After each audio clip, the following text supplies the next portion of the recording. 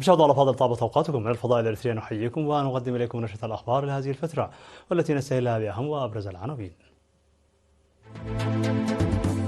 إريتريا تلقي كلمة في اجتماع الجمعية العامة تدعو لإلقاء التدابير القسرية الأحادية الجانب.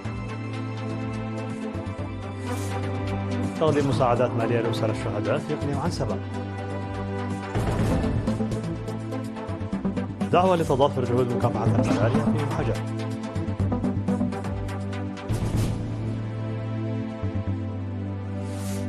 طهران تستهدف تل أبيب، وإسرائيل تعلن اغتيال رئيس الأركان الإيراني الجديد.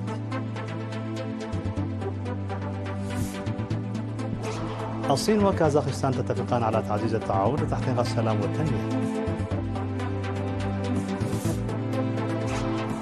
شركات روسية تتحدى العقوبات الغربية بأداء تصدير غير مسبوق.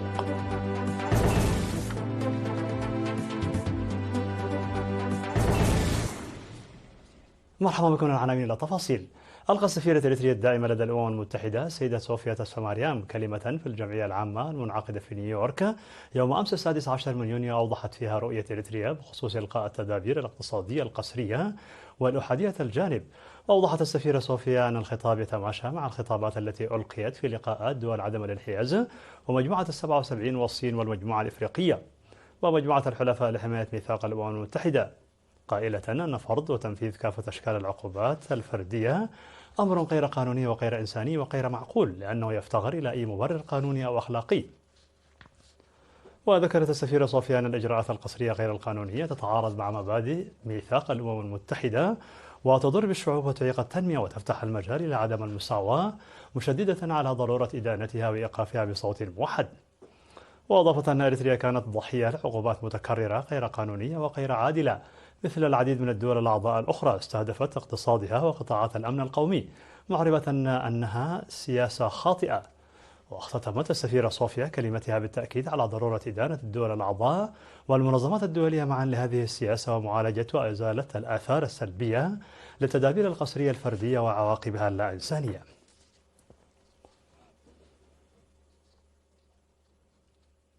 تم تقديم مساعدات مالية لأسر الشهداء في مديريتي كرن وعتكليزان بمناسبة يوم ذكرى الشهداء 20 من يونيو، وتم تقديم أكثر من 122 ألف نخفة تبرع بها أصحاب الممتلكات وموظفو المؤسسات الحكومية لأسر وأبناء الشهداء الذين سيذهبون إلى ساوا هذا العام في البرنامج الذي أقيم ببلدة عتكليزان في 16 من يونيو.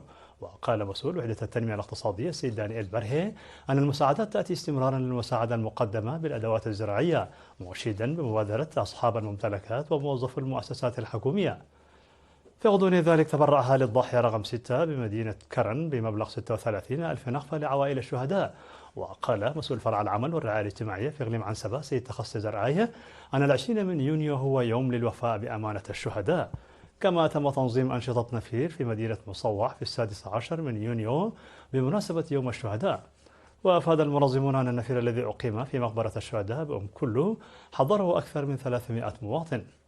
كما جرت أنشطة مماثلة في إدارة ضواحي ختمية وأديس ألم وأماتري وحطملة وطوالوت وداخل مصوى.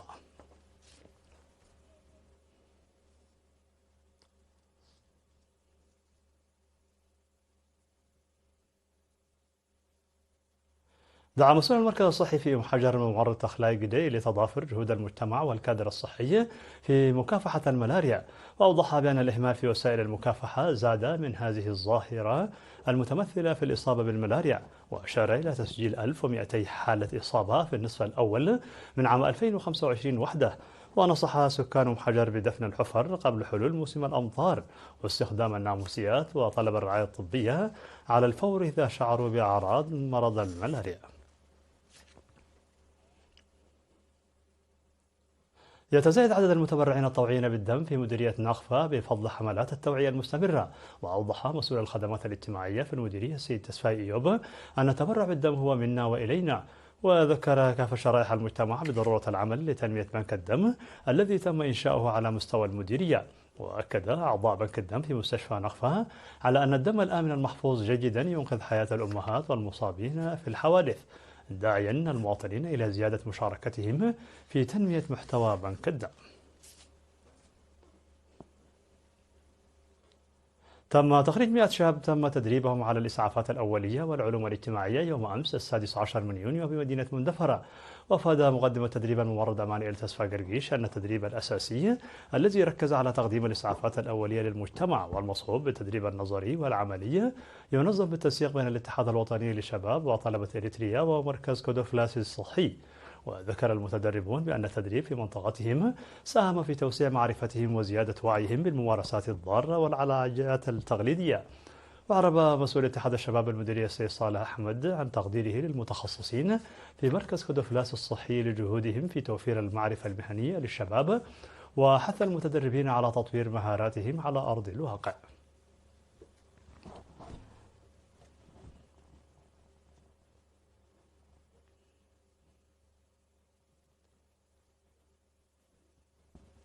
مشاهدينا الأفاضل، كانت هذه الأخبار الداخلية. فاصل قصير ونوافيكم بالأخبار العالمية، ابقوا معنا.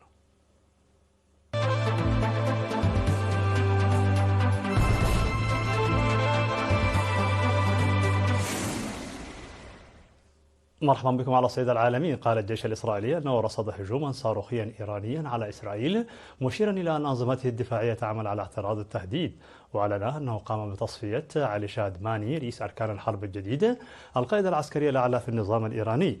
في ذات الأثناء أفادت وكالة أنباء فارس بإطلاق دفعة من الصواريخ الإيرانية باتجاه إسرائيل. وقالت وسائل إعلام إسرائيلية أن الدفعة الصاروخية الإيرانية تراوحت بين 20 و 30 صاروخا. من جهتها قالت الجبهة الداخلية الإسرائيلية أن الإنذارات الأولية تركز على منطقتي حيفا وبئر السبع، مضيفة أن صفارات الإنذار تدوي في وسط وشمال إسرائيل وتل أبيب الكبرى والقدس. وأفادت هيئة البث الإسرائيلية بسقوط صاروخ إيراني بشكل مباشر على مبنى في منطقة تل أبيب الكبرى.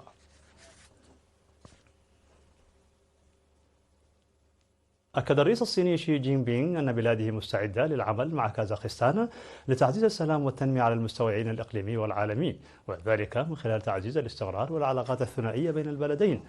وذكرت قناة صينية أن الرئيس الصيني قال خلال اجتماعه مع الرئيس الكازاخي قاسم جومار توكاييف على هامش قمة الصين آسيا الوسطى الثانية أن بكين تنظر إلى علاقاتها مع كازاخستان من منظور استراتيجي طويل الأجل، وهي على استعداد لتعزيز الصداقة بين البلدين، مشددا على ضرورة مواصلة التعاون في مجالات عدة منها التجارة والاستثمار والطاقة والأمن والتعليم، وكذلك حماية النظام الدولي القائم على القانون الدولي.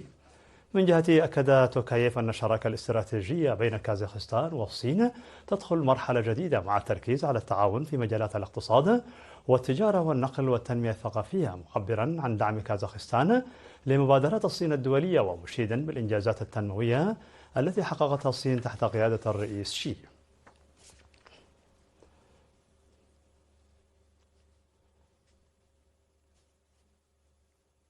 رغم الضغوط الغربية المتصاعدة، سجلت الشركات الصغيرة والمتوسطة في روسيا أداء تصديري غير مسبوق في مؤشر واضح على قدرتها على التأقلم والتحول تحت ضغط العقوبات والتحول الجوهري الملموس في أنشطتها التجارية، إذ قفز عدد المصدرين منها بمقدار مرة ونصف خلال عامين فقط.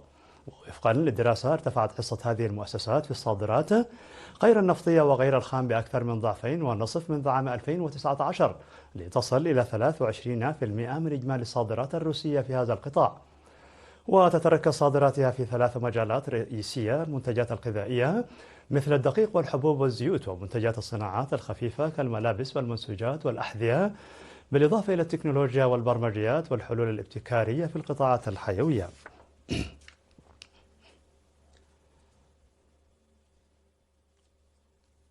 في الخبر الأخير، وصل رئيس الوزراء الهندي ناريندرا مودي إلى قبرص اليوم في زيارة رسمية تستمر لمدة يومين، في خطوة استراتيجية تهدف إلى تعزيز دور الجزيرة كحلقة وصل بين الهند وأوروبا عبر ممر التجارة المعروف باسم الهند الشرق الأوسط أوروبا، والذي يعتمد على شبكة من الخطوط البحرية والسكك الحديدية.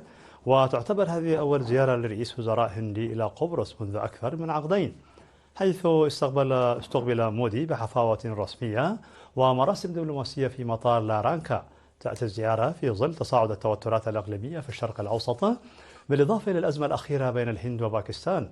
ويعزز هذا المشروع الروابط بين نيودلهي وأوروبا في مجالات التجارة والاستثمار والأمن والتكنولوجيا، فضلا عن التبادل الثقافي والشعبي.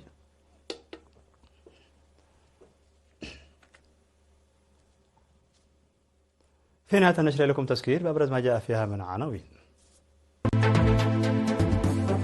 إثرها تلقي كلمة اجتماع الجمعية العامة تدعو لإلقاء التدابير القصرية الأحادية الإنجاب. تقديم مساعدات مالية لأسر الشهداء في إقليم عنسبة. دعوة لتضافر جهود مكافحة الملاريا في أم حجر.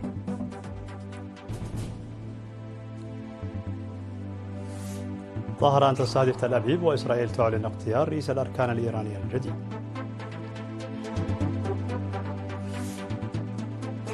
الصين وكازاخستان تتفقان على تعزيز التعاون لتحقيق السلام والتنمية.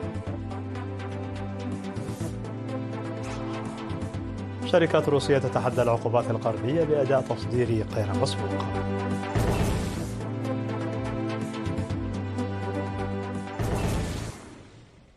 مشاهدينا الأفاضل، بهذا نكون قد وصلنا بكم إلى نهاية النشرة. شكرا على حسن المتابعة، دمتم بألف خير.